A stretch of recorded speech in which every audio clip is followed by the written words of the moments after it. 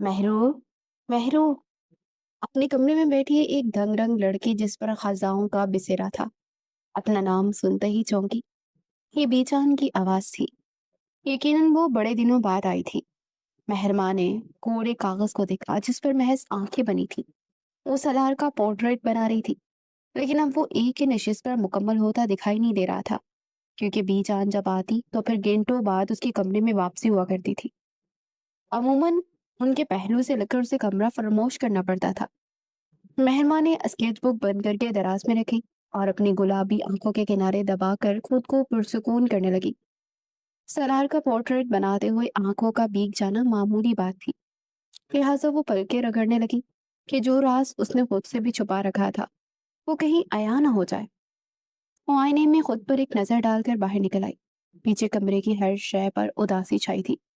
हर चीज जैसे बहारों से शख्स की तमन्नाई थी, जो मेहरमा के नसीब में नहीं था। अमूमन जो लोग नसीब में ना हो, दिल उन्हीं लोगों से मजबूती के साथ जुड़ जाते हैं।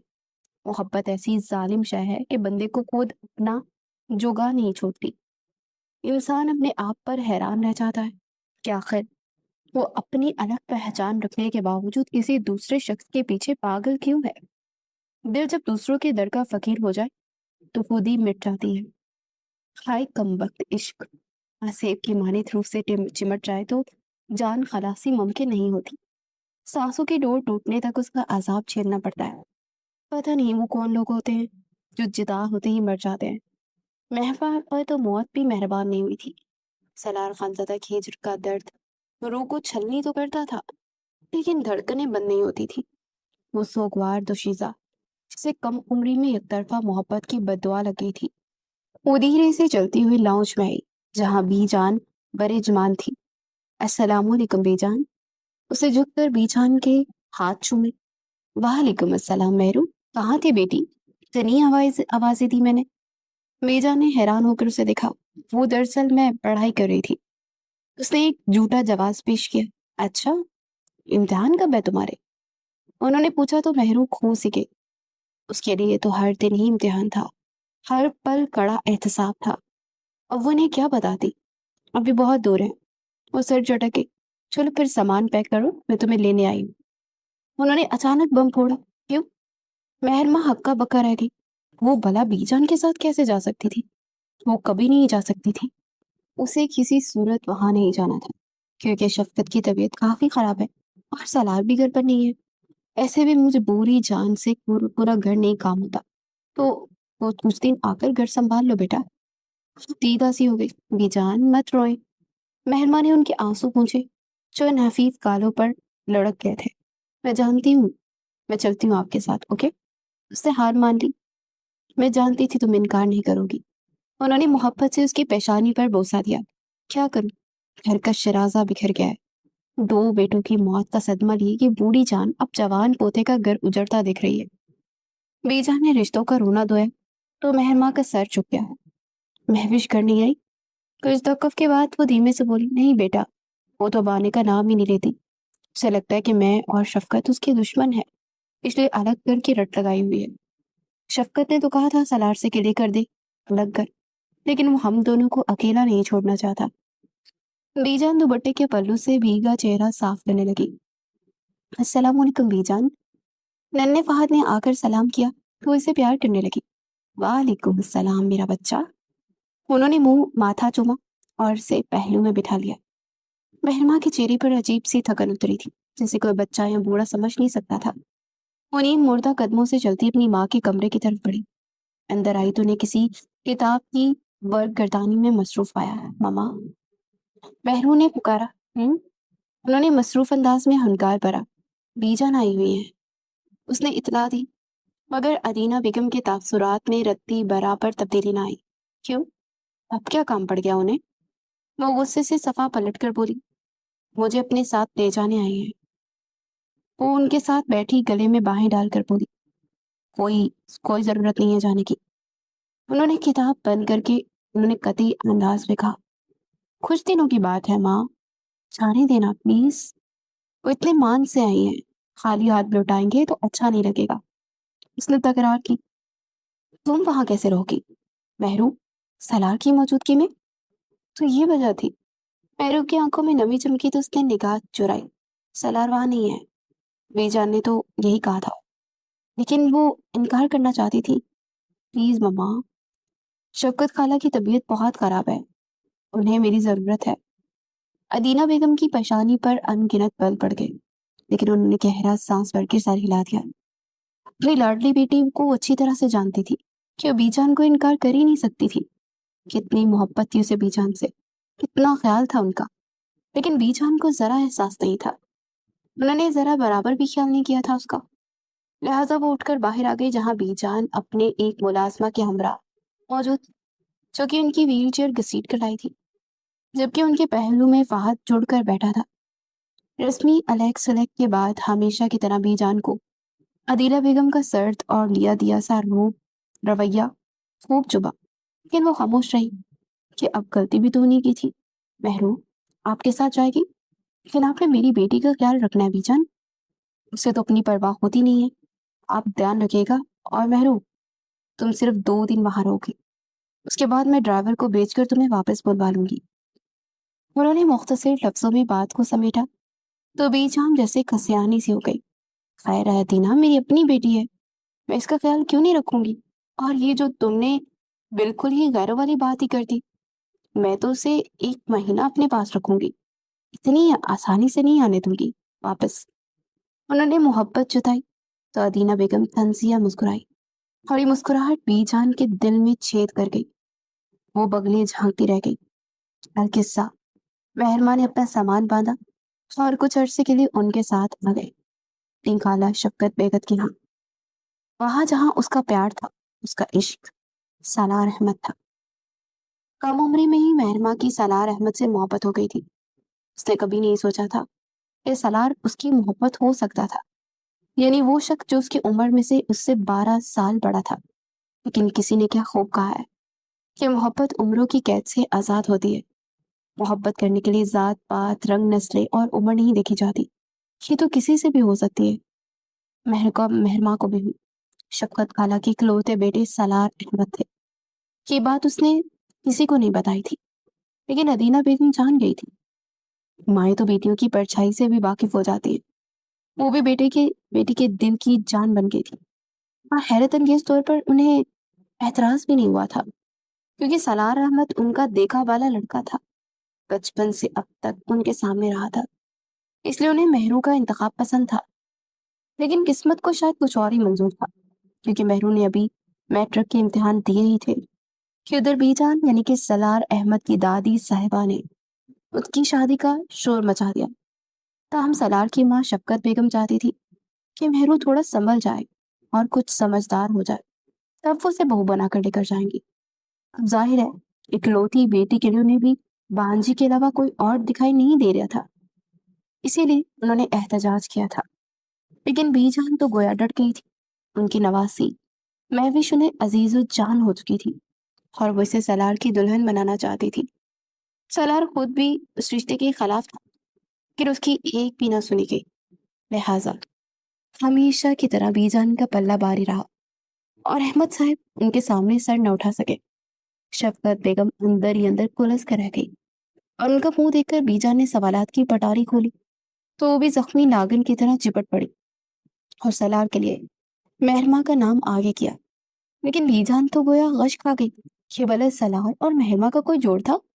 एक 12 साल बड़े शख्स से छोटी सी लड़की ब्याह दी जाए, नामुमकिन। उन्होंने ठान ली कि अगर इस घर में कोई बहू बनकर आएगी तो वो महविश ही होगी। इन दिनों महविश के लिए भी वहां बड़े चक्कर चलते थे, और बीजान को मक्खन लगाने में पेश पेश होती थी। खुद बीजान की आंखें भी उसकी मोहब्बत की पट्टी से बंधी हुई थी कि उन्हें कोई और नजर ही नहीं आती थी, और ना ही वो देखना चाहती थी। अलबत्ता इस जंग में किसी का कुछ नहीं गया था सिवाय मेहरमा के, क्योंकि वो सलार की शादी के बाद टूट गई थी। ऐसे में अदीना बेगम ही थी जिन्होंने बेटी के टूटे हुए वजूद को समेटा था और इसे अपनी जिंदगी की जानिब दोबारा लाई थी। शौहर की वफात के बाद सिंगल पेरेंट होने के बावजूद उन्होंने मेहरमा और फाहद बेहतरीन तरबियत देने के साथ साथ शोहर का डूबता हुआ कारोबार भी संभाला और घर की जिम्मेदारी भी निभाई। वो एक मजबूत औरत थी, और यही मजबूती वो मेहरमा में देखना चाहती थी। लेकिन मेहरू इतनी बहादुर नहीं थी, मगर फिर भी अपनी मोहब्बत त्याग देने के बाद जिंदा रह गई थी, और यही बहुत बड़ी बात थी। महविश और सलार के मबीन 6 महीने बड़ी अच्छी गुजरी। फिर छोटे छोटे झगड़ों ने उन्हें घेर लिया। बेजान और शफकत बेगम, जिन्हें शादी से पहले महविश खूब मक्खन लगाती थी, उनके तलवे चाटती और उनकी खुशामद करती फिरती न थकती थी, अब वही वजूद उसे जहर लगने लगे थे। बीजान की नसीहतें और शफकत बेगम की रोक टोक उसे एक आंख न पाती थी, इसलिए वो हर बार रूठ कर मेके चली जाती थी, क्योंकि उसे अलग घर चाहिए था। और सलार उसकी जिद मानने को तैयार ही नहीं था। उसके रंग ढंग देखकर बीजान तो गोया दंग रह गई थी, और अब खुद भी उन्हें अपने फैसले पर पछतावा होता था कि कम से कम महरमा तो ऐसी नहीं थी। यकीनन वो कम उम्र जरूर थी, मगर घर को जोड़ने वाली समझदार लड़की थी। लेकिन अब हाथ मलने के सिवा कोई चारा नहीं था। जब कभी महविश की नाफरमानियों से बेजार होकर सलार बिगड़ता, तो शफकत बेगम भी तंग आकर सारा इल्जाम बीजान के सर मोड़ देती कि उन्हीं के कहने पर ये रिश्ता हुआ था, और आए रोज घर में तमाशा होता था। महिमा को सरार मिल तो नहीं सका था, लेकिन वो उसके दिल में आज भी वही रहता था। वो उसकी यादों में डूबकर उसकी स्केचेस बनाया करती थी। यही उसकी जिंदगी थी, और यही टूटी हुई उम्मीदों की चाह। बेजान जब महरू को लेकर घर पहुंची, तो हर तरफ मुंह का आलम था। मेहरमा ने अपना सामान कमरे में रखवाया और शफकत बेगम के पास आ गई। जिन्हें बहुत तेज बुखार था, और वो बेड पर बेसत पड़ी थी। उन्हें दवा देकर सुलाने के बाद वो बीजान के पास आई, जो खुद ही अपने पैर दबा रही थी। उसने बीजान के पैरों पर तेल से मसाज किया, और फिर वो उनके कमरे में उन्हें ले गई। उसके बाद किचन में आई, जहां फैलावा ही फैलावा था। हर शय बिखरी हुई थी, गंदे बर्तनों का अंबार लगा हुआ था। लिहाजा उसने बाजू फोल्ड किए और 1 घंटे में किचन चमकाने के बाद साबूदाना तैयार कर लिया, ताकि शफकत बेगम के जागने पर उन्हें दिया जा सके। मुलाजमा आई तो उसने अपनी निगरानी में उससे पूरे घर की सफाई करवाई और कपड़े भी धुलवा दिए। फिर वो दोबारा से किचन में आई और रात का खाना बनाने लगी। फारिग होने के बाद उसने शफकत बेगम और बीजान के कमरों में झांका। वो दोनों ही नींद को प्यारी हो चुकी थी, लिहाजा वो अपने कमरे में चली आई। मेहरमा के आने से घर में काफी ज्यादा रौनक लग गई थी। रोज सुबह वो नाश्ता बनाकर पहले बीजान को खिलाती और फिर शफकत बेगम की खिदमत में पेश करती। फिर कई घंटे उनकी सोहबत में गुजारने के बाद जब वो नींद की आगोश में उतरते, वो अपने लिए चाय बनाकर लॉन में चली आती। आज भी मुलाजमा सारा काम करके जा चुकी थी, और अब वो अकेली लॉन में बैठी बोर हो रही थी। फिर याद आया कि अगर आते हो वो 3 किताबें और स्केच बुक साथ लेकर आती, तो कम से कम ये बोरियत का वक्त आसानी कट सकता था। लेकिन अब क्या ही हो सकता था। वो घूंट घूंट चाय मादे में उतार रही थी, जब घंटी बजी और सलार अहमद की आमद का तबला बजा। अपनी जगह फक रह गई, जबकि दिल बिलियों उछला था। बीजान ने कहा था उनके आने के लिए चांसेस ही नहीं थे, मगर वो तो वापस आ गया था। सलार अहमद फौज में भर्ती था, और कुछ अर्सा पहले उसकी पोस्टिंग लाहौर में हुई थी। चंद माह से वो वहीं पर मुकीम था। सलार अहमद के आते ही उसका चेहरा और वजूद सुनाटों में घर गया। वो चाहकर भी अपनी जगह से हिल नहीं पाई थी, लेकिन हिम्मत मुजतमा करके उठी और अंदर को दौड़ लगा दी। सलार गाड़ी पोर्च में खड़ी करके लॉन की तरफ आया, तो चाय का अधूरा कप इस बात का खमास था कि महविश आ चुकी थी, और गाड़ी का हॉर्न सुनते ही फरार हो गई थी। वो हनोज संजीदा सा अंदर लग गया और सबसे पहले बीजान के कमरे में गया। इख्तलाफ अपनी जगह, मगर वो उनका एहतराम बहुत करता था। बीजान नींद में थी, इसलिए शफकत के बेगम के कमरे का उसने रुख किया, ताहम उन्हें भी सोता पाया। बादेजा किचन में आकर उसने अपने लिए खाना निकाला, जो कि ताज़ा और गर्म होने के साथ साथ काफी लजीज भी था। अंदर अंदर वो नरम सा एहसास भी जागा कि महविश बलाखिर आ ही गई थी। वो पत्थर दिल नहीं थी। यकीनन शफकत बेगम की अलामत का सुनकर उससे रहा नहीं गया होगा, तभी वापस आ गई। और फिर वो खुद भी तो अपनी माँ के खातिर आया था। खाना खाते उसके लबों पर हल्का सा तबस्सुम बिगड़ा, और वो बीवी के खिलाफ दिल पर जमा हुआ मैल उतर गया। नाराज की मुंह छुपा आखिर भाग निकली थी। सलाम अहमद ने पेट पूजा करने के बाद बर्तन समेटे और अपने कमरे में चला गया। महविश वहां नहीं थी। वो जानता था वो यहाँ नहीं होगी, मगर फिर भी तसल्ली करने आया था। जब दोनों की लड़ाई हुई तो अक्सर महविश कमरा बदल लेती थी या फिर बेके चली जाती थी। یعنی اس بار وہ لوٹ تو آئی تھی، لیکن طے شدہ بات یہ تھی کہ منانا اس بار بھی سالار احمد کے نصیب میں لکھا تھا۔ وہ مسکرا کر اس کمرے کی طرف نکلا جہاں اب مہرمہ ٹھہری ہوئی تھی۔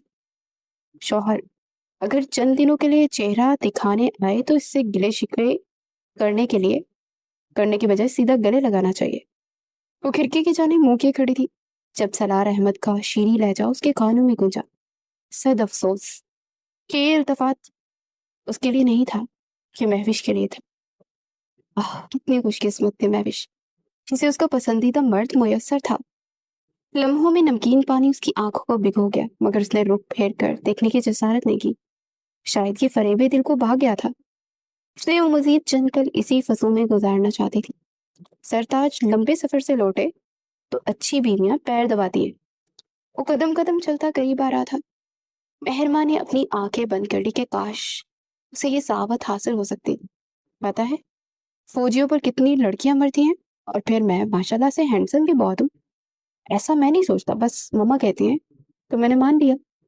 وہ زیر لب مسکراتا اسے ٹس سے مسنا ہوتے دیکھ کر مزید اس کے نزدیک ہوا اور جھک کر اپنی ٹھوڑی اس کے کندھے پر رکھ دی اور بازو اس کے گرد باندھ دیے۔ مہرماں نے پٹ سے آنکھیں کھول دی، دل پسلیوں سے سر ٹکرانے لگا اور وہ لرز کر اس سے دور ہوئی۔ سار ایک دم ٹوٹا اور خود سالار احمد اس کے اس انداز پر گھبرایا تھا، لیکن جب وہ مری تو اس کے پیروں تلے سے زمین نہ رہی۔ وہ جی بھر کے خجل ہوا اور پھر لمبے لمبے ڈاک پڑتا کمرے سے باہر نکل گیا۔ جبڑے بھیج کر اس نے ہاتھوں کی مٹھیاں بنائی تو دماغ کی رگیں پھڑک اٹھی۔ وہ سوچ بھی نہیں سکتا تھا کہ مہرماں یہاں ہو سکتی ہے۔ وہ جی بھر کے شرمندہ ہوا کہ اسے مہوش سمجھ کر وہ کیا سوچتی ہوگی اس کے بارے میں۔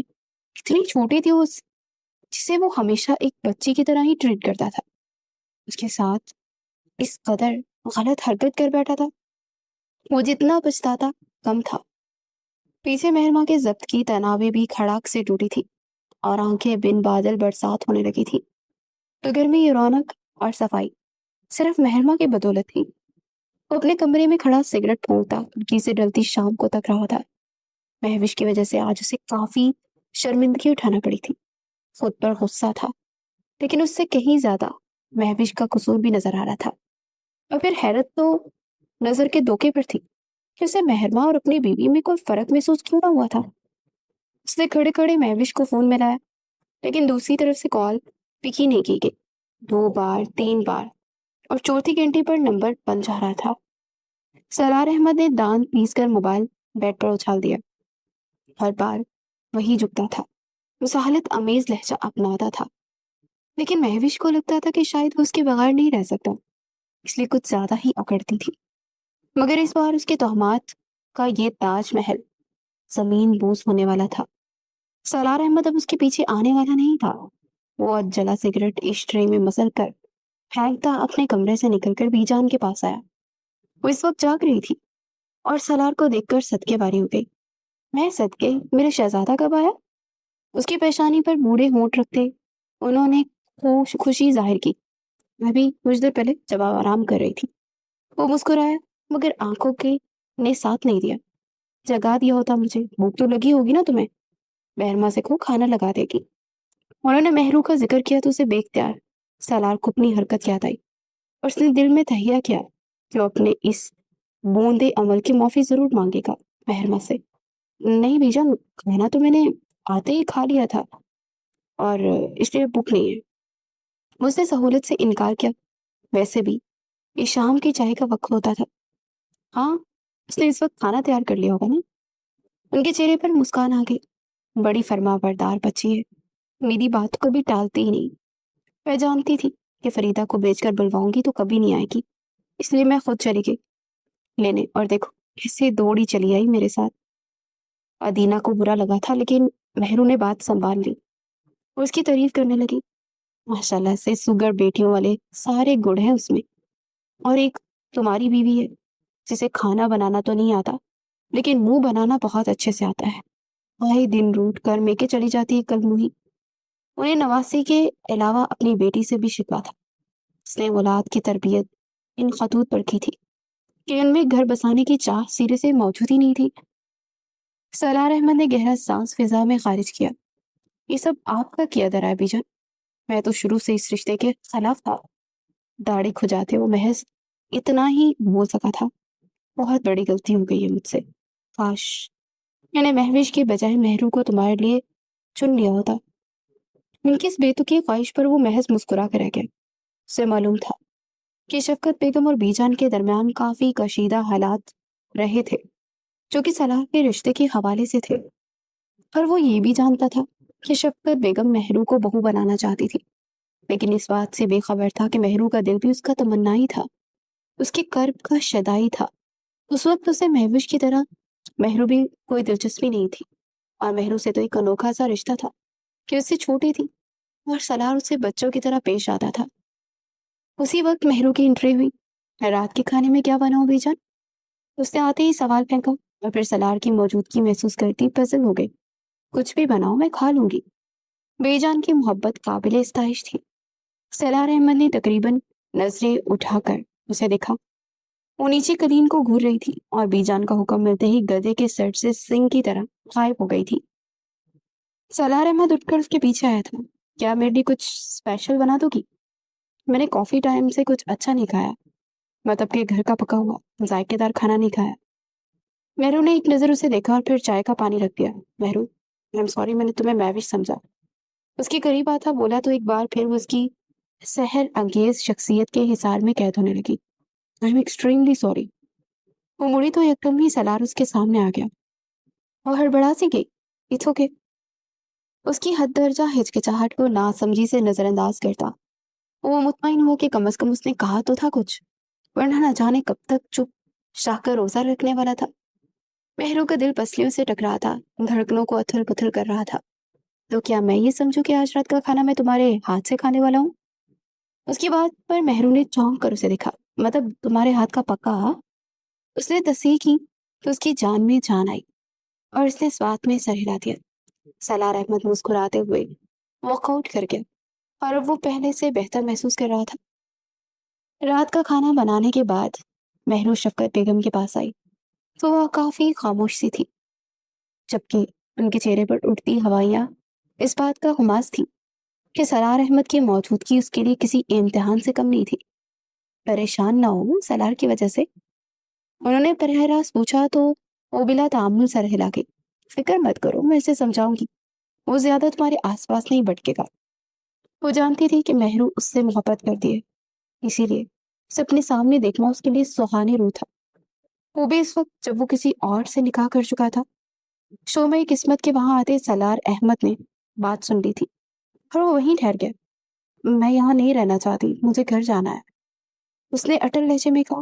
اوہو، تم کچھ زیادہ ہی سوچ رہی ہو، اتنا بڑا مسئلہ نہیں ہے جتنا تم بنا رہی ہو بیٹا۔ سلار احمد مٹھیاں بیچتا نکل گیا۔ کیا ضرورت تھی مہرو کو یہ سب انہیں بتانے کی، جبکہ وہ معذرت کر چکا تھا؟ اسے شدید غصہ آیا، جبکہ اگر وہ وہاں رکتا تو شفقت بیگم کی پوری بات سنتے ہی وہ گنگ رہ جاتا، جو کہ کہہ رہی تھی محبت تو انسان کو کسی سے بھی ہو جاتی ہے، تو اس کا مطلب یہ تھوڑی نہ ہوتا ہے کہ ہر چیز مل جائے۔ دیکھنا، تمہیں سلار سے اچھا اور بہترین ہمسفر ملے گا۔ انہوں نے اس کے گال تھپتھپائے تو وہ رو پڑی۔ زندگی کی ہر سانس بوجھ تھی، سزا تھی، سلار احمد کی کمی کوئی پوری نہیں کر سکتا تھا، اور یہ بات انہیں بتانے سے قاصر تھی۔ تبھی آنسو پونچھ کر وہ باہر نکلی، مگر راہداری میں کسی نے اس کا ہاتھ کھینچ کر بری طرح سے پلڑ سے لگایا۔ اس نے گھبرا کر دیکھا تو وہ دنگ رہ گئی۔ سلار احمد خونخوار آنکھوں سے اسے گھور رہا تھا۔ تم نے ماما سے میری شکایت لگائی ہے؟ میں نے تمہیں چھیڑا یہ کہہ کر بس سے باہر؟ اس کی خوبصورت آنکھوں میں موجود آنسو اسے یہی کہانی سنا رہے تھے۔ سو یقین کرتے اسے دیر نہ لگائی۔ ادھر مہرو ہکا بکا تھی کہ آخر اس کی نازک جان پر اتنے بھاری الزامات کیوں دھر رہا تھا۔ میں نے کچھ نہیں کیا، وہ ہکلائی۔ شٹ اپ، مجھے جھوٹ بولنے والوں سے نا سخت نفرت ہے۔ تم نے ماما سے کہا کہ میں نے تمہیں ہراس کرنے کی کوشش کی ہے؟ ہاؤ مین! اور تمہیں گھن آتی ہے مجھے تمہاری سوچ پر۔ عورت واقعی فتنہ ہے۔ وہ ضرورت سے زیادہ بدگمان ہو چکا تھا۔ کن پٹی کی رگیں بھڑک اٹھی تھی۔ تنے ہوئے تاثرات کے ساتھ وہ ڈر سہم کر مہرو کو پلر سے لگائے अपने चट्टानी वजूद से उस पर छाया हुआ था। उसके फौलादी हाथ में मेहरू का मरमरी मखरूती हाथ सुर्ख हो रहा था और आंखों से नमी तेजी से रवा थी। सामने खड़ा वो दुश्मन जान उसे जान से मारने का कसद किए हुआ था। फिर उसके आंसू देखकर बदमिजा होकर हल्का सा दूर हुआ, इतना कि मेहरू ठीक से सांस ले सकती थी। मगर फिर भी उसकी मौजूदगी में उसके हाथ पांव ठंडे हो रहे थे। सलार अहमद ने उसका हाथ छोड़ा और चला गया, जबकि मेहरू ने अपना सुर्ख होता हाथ देखकर बेख्तियार उसे चूम दिया, जिसे सलार अहमद का लम्स महसूस हुआ था। साथ ही दो मोती टूट कर गालों पर बहे थे। आपका खाना?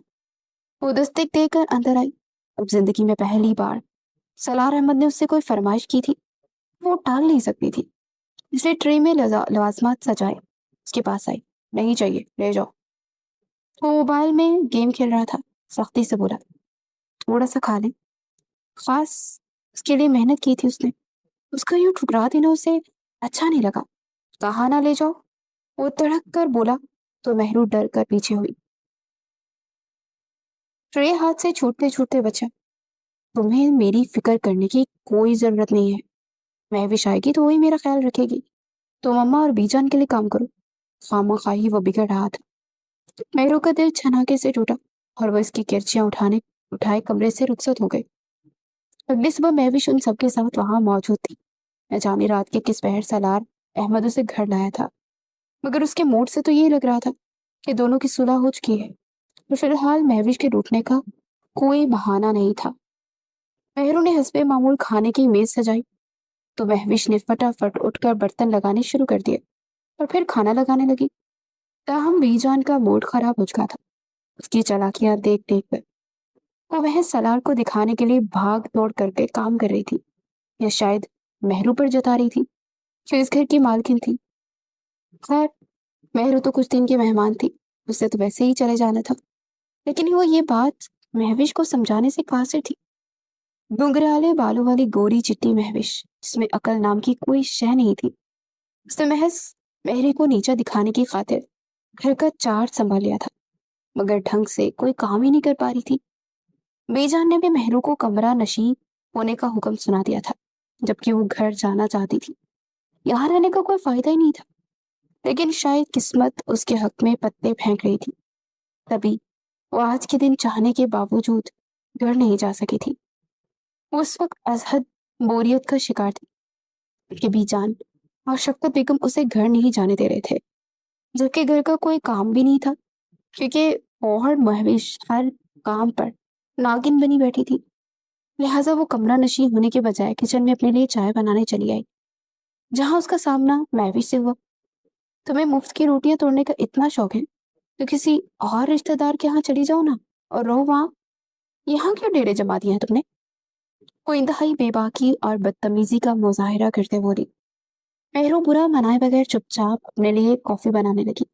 बहरहाल वो अपनी मर्जी से यहाँ नहीं आई थी, बेजान उसे यहाँ लेकर आई थी।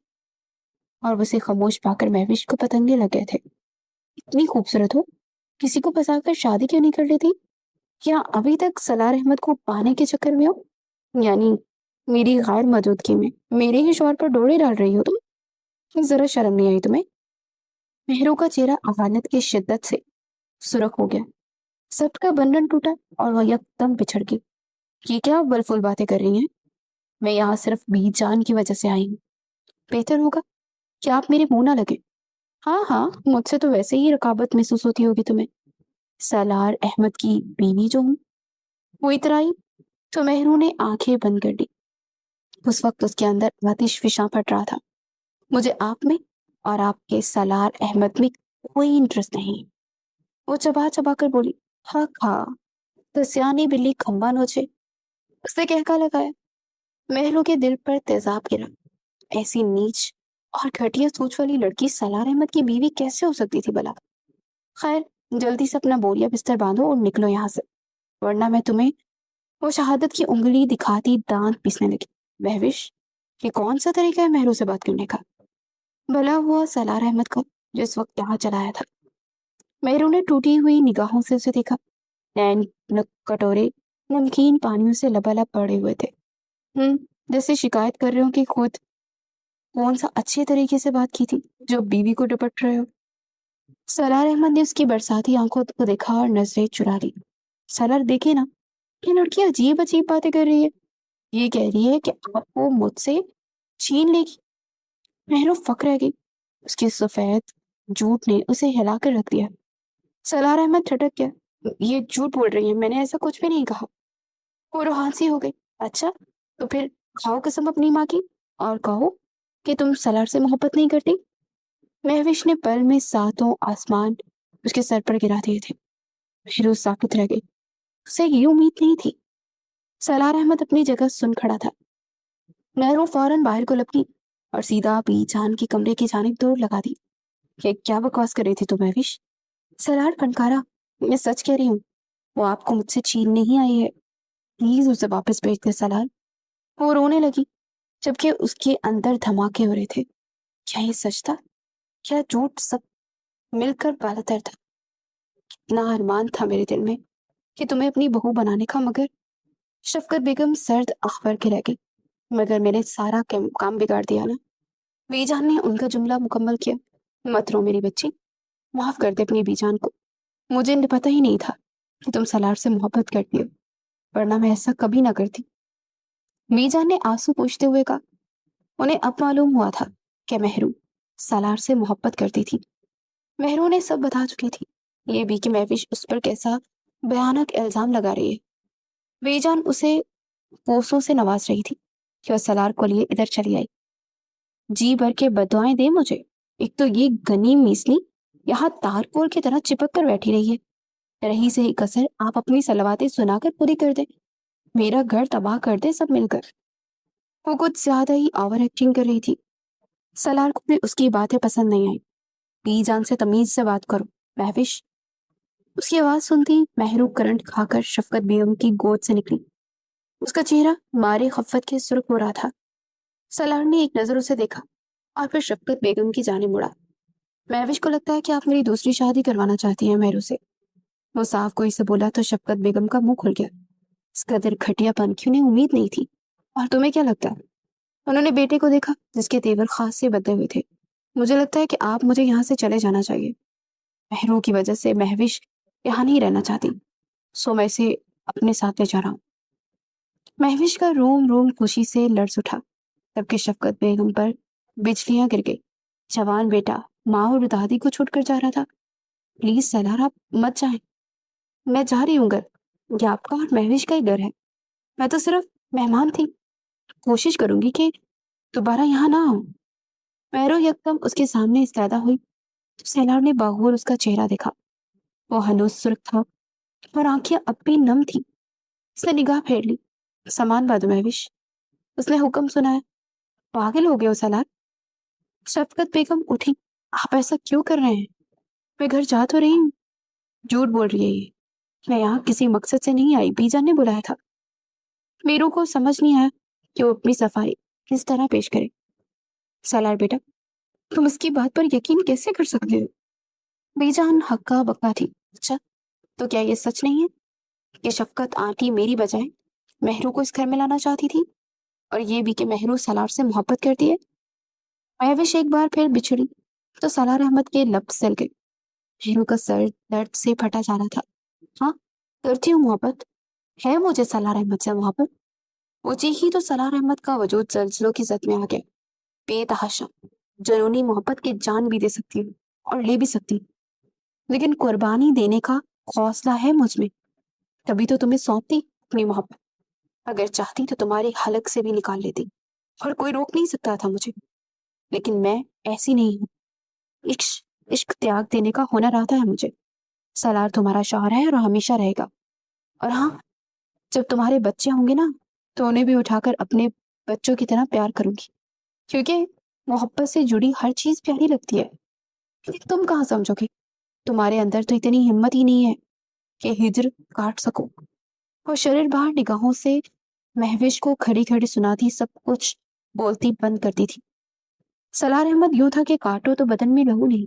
और हाँ, सलार अहमद की बीवी हो इसलिए अभी तक सलामत हो, वरना अपने किरदार पर कीचड़ उछालने वाले को मैं जिंदा ना दफन कर दूं। वो दबंग लहजे में बावर करवा दी। बी जान को देखने लगी। मैं घर जा रही हूँ बी जान। उन्होंने उसका माथा चुमा। खुदा हाफिज। वो महज चप्पल उड़स गए, दुपट्टा ठीक करती वहां से निकल गई। अपना सामान तक उठाना गवारा नहीं किया।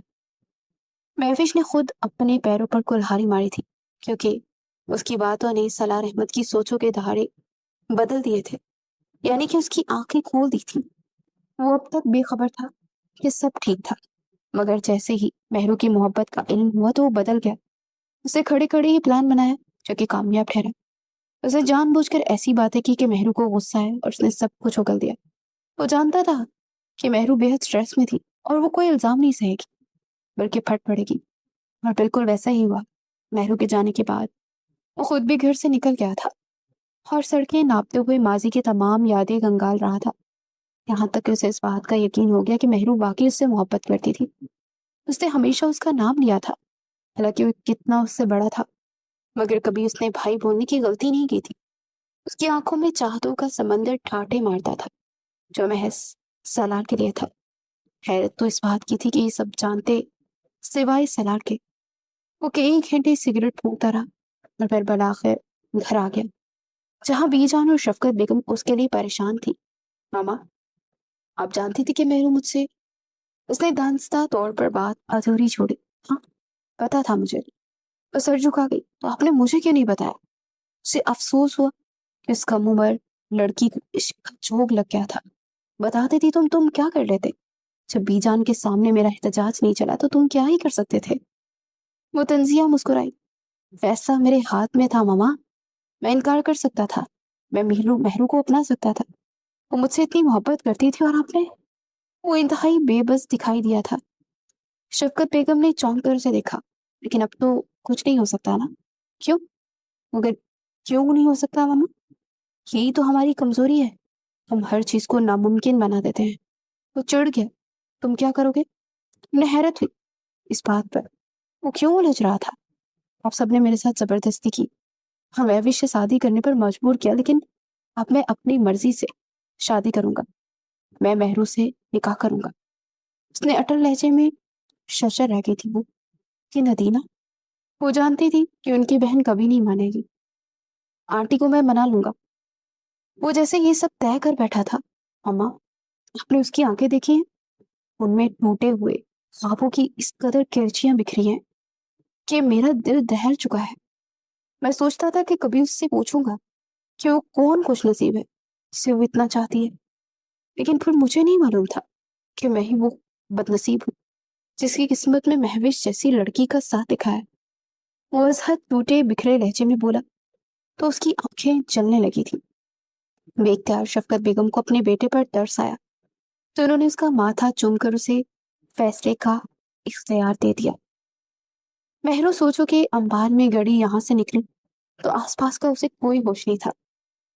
महविश की बातों ने उसे बुरी तरह से हर्ट किया था, इसलिए वो बेध्यानी में चलती जा रही थी कि एक बर्फ रफ्तार गाड़ी से टकराकर वहीं गिर गई। सर से खून बल बल बहने लगा और आसपास के राहगुजर दौड़ते हुए करीब आए। कार वाला टक्कर मारकर 9-2-11 हो चुका था, इसलिए लोगों ने एम्बुलेंस को कॉल करके उसे फौरन से करीबी अस्पताल में मुंतकिल कर दिया। इब्तदाई तिबी अमदाद के बाद वो दवाइयों के जेरे असर गनूदगी में थी। उसके पास न पर्स था न मोबाइल जिससे उसके लवाहिकीन को खबर की जाती। इसलिए इंतजामिया ने यह तय किया कि जैसे ही उसे होश आएगा तो उससे पूछकर घर वालों को इत्तला कर दी जाएगी। मेहरू के असर के करीब उसको होश आया तो खुद को अस्पताल में पाकर वो हरासा हो गई। नर्स ने उससे पूछ-कुछ की तो उसने अदीना बेगम का नंबर लिखाया, जिस पर कॉल करके इत्तला कर दी गई। मेहरू की सुबह वाली बात उन्हें याद आई तो वो रोने लगी। फिर खुद अपनी अकल पर मातम किया कि कैसे वो सलार के सामने मोहब्बत का इकरार कर लिया था। अदीना बेगम भाग अस्पताल पहुंची तो अपनी लखते जिगर को देखकर अनगेस्ट बदनदा हो गई थी। पूछने पर मेहरू ने उनके गले लगकर खूब आंसू बहाए और सब कुछ उन्हें बता दिया कि कैसे इन चंद दिनों में उसकी जान पर बारी हो गए थे। अदीना बेगम महविश को बुरा बुला कहती उसे घर ले आई, जहाँ एक बार फिर सलार अहमद की यादों में वो घड़ी तनहा रह गई थी। सलार आया था अदीना बेगम से मिलने और शफकत बेगम भी उसके साथ थी, लेकिन उनकी फरमाइश सुनकर उन्हें 1000 वाट का झटका लगा। تمہارا دماغ خراب ہے سلار؟ تم ایسا سوچ بھی کیسے سکتے ہو مہرو کے بارے میں؟ انہیں دیش آئے، مہرو بھی تو سوچتی ہے، کیا فرق پڑ گیا اگر میں نے سوچ لیا تو؟ وہ پرسکون تھا۔ میں جانتی ہوں مہرو تم سے محبت کرتی ہے، مگر اس کا مطلب یہ نہیں ہے کہ تم ایک بیوی کے ہوتے اس سے دوسرا نکاح کرو۔ اگر آپ کہتی ہیں تو مہوش کو میں طلاق دے دوں گا۔ وہ اسی پرسکون لہجے میں بولا تو ادینہ بیگم کو سکتا ہو گیا۔ لیکن میں مہرو کو ہر حال میں اپناؤں گا۔ ادینہ بیگم اس کی ضد سے واقف تھی۔ وہ جانتی تھی کہ اگر وہ کسی بات پر اس کی سوئی اٹک جاتی تو وہ منہا کر ہی دم لیتا تھا۔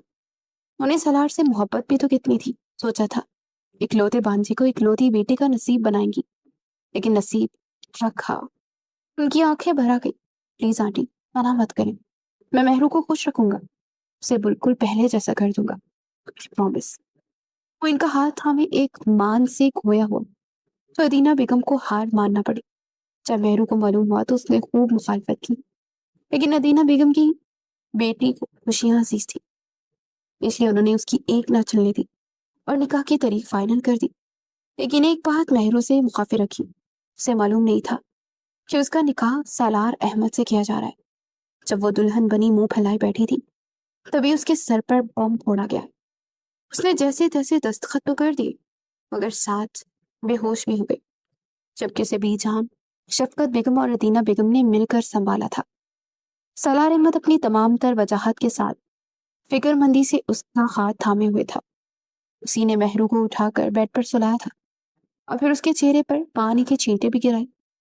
اسے ہوش آیا تو وہ نئے سرے سے رونے کرلانے لگی۔ دلہن بنی وہ غضب ڈھا رہی تھی، میک اپ، جیولری، ہاری گامدار لہنگا۔ سرار احمد تو دل تھامے رہ گئے، سر کا زخم ابھی پوری طرح سے بھرا ہی نہیں تھا، اس لیے ماتھے پر پٹی تھی۔ پلیز مہرو، رو مت یار۔ وہ بے بس ہوا۔ اس وقت سب نے ان دونوں کو اکیلا چھوڑ دیا تھا تاکہ غلط فہمیاں دور ہو سکیں۔ بات مت کرے مجھ سے، ہاتھ بھی نہ لگائیں۔ وہ اس کا ہاتھ تھامے اسے قریب کرنا چاہ رہا تھا، مگر مہرو نے جھٹک دیا۔ ٹھیک ہے، میں بات نہیں کرتا، تمہارے قریب بھی نہیں آتا، اوکے؟ لیکن تم پلیز رونا تو بند کرو نا۔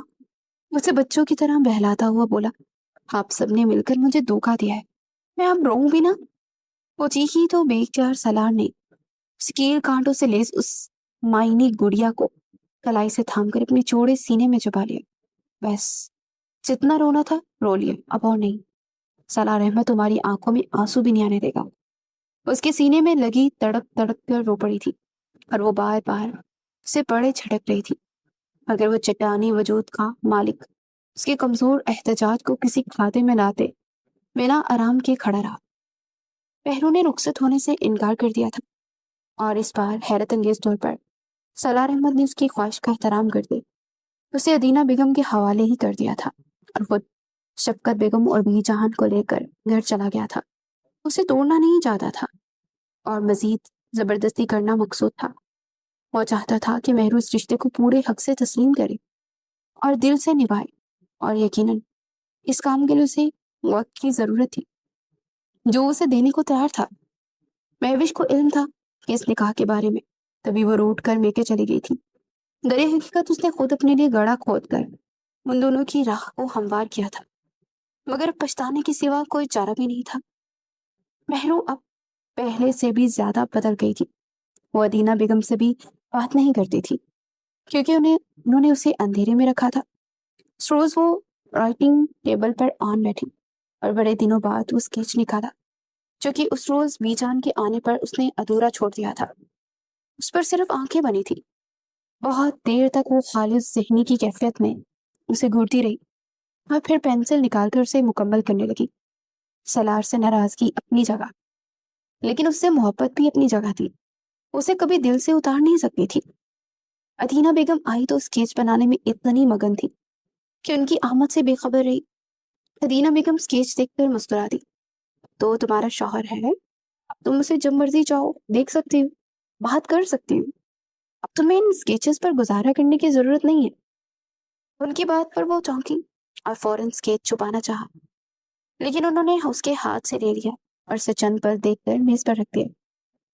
میں نے خوشیاں تمہاری جوڑی میں ڈالنے کی ایک ادنا سی کوشش کی تھی بیٹا، اگر تمہیں یہ دھوکا لگتا ہے تو میں کیا کر سکتی ہوں؟ एक माँ कभी अपनी बेटी का बुरा नहीं चाहती। उन्होंने उसके सर पर हाथ फेरा। खुदा मेरे हिस्से की खुशियां भी तुम्हें दे दे, तुम कभी किसी गम में मुब्तला ना हो। उनकी आंखों में आंसू आए तो आवाज भर आ गई। एरो एकदम से उठकर उनके गले लग गई। हम सॉरी मामा। उसे एहसास हुआ कि माँ से नाराजगी फजूल थी, कि वो तो उसके भले के लिए फैसला लेने पर मजबूर थी। अगर सलार अहमद के सिवा उसकी जिंदगी में कोई और मर्द आता तो वो जी नहीं पाती। अदीना बेगम बहुत देर तक उसे गले लगाए खड़ी रही और फिर अलग हो गई। बस अपना हुलिया ठीक करो, सलार आया है। अदीना बेगम ने उसके आंसू पोंछ कर उसके बालों को हाथों से संवारा और पीछे सलार अहमद अंदर चला आया। शायद वो बाहर ही खड़ा था और उनकी बातें सुन रहा था। अदीना बेगम किचन में चली गई और पहली बार महरूज के सामने लड़ने लगी। सामने खड़ा ये शख्स सिर्फ उसकी मोहब्बत नहीं बल्कि मजाजी खुदा भी था। उस पर मुकम्मल हक रखने वाला शौहर, जिसके साथ उसने रुखसत होने से इनकार कर दिया था। मगर जब तक सलार अहमद जेबों में हाथ डाले बड़े दिल बराना अंदाज में उसे देख रहा था, उंगलियां चटकाती मुस्कुराइश होने लगी, तो सलार ने निगाह फेर ली और फिर मेज पर रखे पोर्ट्रेट को देखा और मुस्कुरा दिया। मेहरू ने उसका ध्यान भटकते देखकर फरार होना चाहा, लेकिन इससे पहले कि वो उसके पैरों से निकल दी, सलार अहमद ने उसकी कलाई थाम ली। वो अपना स्केच देखता दिलजमी से मुस्कुरा दिया और मेहरू को लगा कि उसके चलों पर पानी फिल्में डूब में मर जाना चाहिए। वे सोचा नहीं था कि एक छोटी सी लड़की मुझसे इतनी मोहब्बत करेगी कि मैं उसका दीवाना हो जाऊंगा। वो बिना उसकी तरफ देखे बोला तो दिल एक बार सी से धड़का था। क्यों आए हैं आप? वो खुद को छुड़वाने के लिए मजाहमत करने लगी, तो उसने करीब खींचकर उसे बाजू में पड़ लिया। तो मैं लेने आया हूँ। वो हक पक रह गई। सालार, उसका नाम टूट टूट कर उसके लबों से अदा हुआ, तो उसने पहली बार स्केच से नजरें हटाकर उस मनमोहनी सूरत वाली लड़की को देखा जो कि उससे इश्क की दावेदार थी। उसकी आंखों में अजीब सी उलझन थी। सलार ने झुककर उसकी पेशानी पर अपने दहकते हुए लबों का लम्स छोड़ा तो वो तड़प गई। क्या लेने आए हैं? मेरे पास कुछ नहीं है आपको देने को। आप महविश के साथ जाकर रहे ना। वो नरूठेपन से बोली। तुम्हारे पास मोहब्बत है जो कि महविश के पास नहीं है, और मैं तुम्हारी मोहब्बत लेने आया हूं। तुम्हारा ये जुनूनी इश्क जो तुम मुझसे करती हो। उसने कमर में आहिस्तगी से उसके हाथ रखा और एक झटके से उसे अपने साथ लगाकर बाएं हाथ की उंगलियों से थोड़ी ऊंची करते हुए सरगोशियों में कहा। महरू कुछ कहना चाहती थी मगर अल्फाज खत्म हो गए। क्या हुआ? उस दिन तो बड़ा झिझक कर इजहार कर रही थी कि सलार अहमद से मोहब्बत करती हो। अब सिटी क्यों घूमा तुम्हारी? उसे छेड़ रहा था, लेकिन महरू के अंदर तूफान उठ रहे थे। सलार अहमद, उसका पसंदीदा मर्द प्लस शौहर, उसे बाहों में बड़े दिलबराना बातें कर रहा था। ऐसा नाकाबिले यकीन लम्हा था। वो किसी शरारत के चक्कर में उसके चेहरे पर झुका, लेकिन महरू ने रुख फेर लिया और वो लब काटती आंसू पीने में नाकाम थी। महरू, उसे मुस्कुराकर पुकारा तो महरू ने उसे देखा। सलार के लबों पर दिलकश मुस्कुराहट थी, जबकि महरू की आंखें कातिल थी। वो एक बार फिर घायल हो गया। महरू के जब्त का दामन भी चाक हो चुका था। वो यकलख्त उसके सीने पर सर रख गई। मेरी मोहब्बत मजाक लगती थी आपको? कितने जालिम है आप। मुझे दर्द देकर मुस्कुरा रहे हैं। जानते हैं जिस कदर तकलीफ सही है मैंने, कितना रोई थी मैं आपकी शादी पर। वो आंसू बहाती अपने गम का हिसाब मांगने लगी। मुझे सब समझ आ गया महरू। तुमने हर बार मुझसे झूठ बोला। तुमने बारात वाले दिन सर दर्द का बहाना बनाया और घर आ गई। वलीमे पर जब तुम रही थी तब मैंने पूछा तो तुमने कहा कि मेरी आंख में कुछ चला गया है, इसलिए पानी निकल रहा है। और मैं पागल था, समझ ना पाया। ये तो महविश थी जिसने एहसास दिलाया। वो सच कह रहा था। ऐसा ही था। छोड़ो, मुझे आपसे बात नहीं करनी, और आपके साथ तो बिल्कुल भी नहीं जाना। वो दोबारा खफा हुई। आंसू की शिद्दत में कमी आ गई। भाई मैं बेखबर था। जैसे ही इल्म हुआ तुम्हें अपना लिया। तुम मुझे ये बताओ, गूंगी तो नहीं थी ना? आखिर कह सकती थी मुझसे कि मेरे अलावा किसी की दुल्हन नहीं बनोगी। ट्रस्ट मी, मैं बहुत अच्छा हूँ। चुपचाप मान लेता। उसे फिर मजाक सूझा। लड़कियां कभी इजहार नहीं करती तो तरकी। अच्छा, तो फिर यूं ही सिसकती रहती। वो हंसा। महरू खो सी गई। ये बंदा कितना हैंडसम था। इसका सुकून, इसका करार। सलार अहमद ने उसका देखता देखा اور پھر اس کی گردن پر لب رکھ دی۔ مہرو، گھر چلو پلیز، سرار احمد تمہارے بغیر ادھورا ہے، مجھے مکمل کر دو۔ اسے دیوانہ وار بوسے دیتا مدہوش کرنے لگا۔ جائے نا اپنی بیوی کے پاس۔ اسے یاد آیا کہ مہوش بھی اس کے نکاح میں تھی، وہ تو چلی گئی اور شاید اب کبھی واپس بھی نہ آئے، اس لیے ماما بی جان، وہاں ہمارے گھر کو تمہاری ضرورت ہے۔ اس نے کار میں اس کی سرگوشی کی۔ اور آپ کو؟ اس نے دھیرے سے پوچھا۔ مجھے سب سے زیادہ ضرورت ہے مہرو، اگر ساتھ نہیں چلو گی تو زبردستی اٹھا کر لے جاؤں گا۔ وہ دھمکیوں پر اترا تو وہ مسکرا دی۔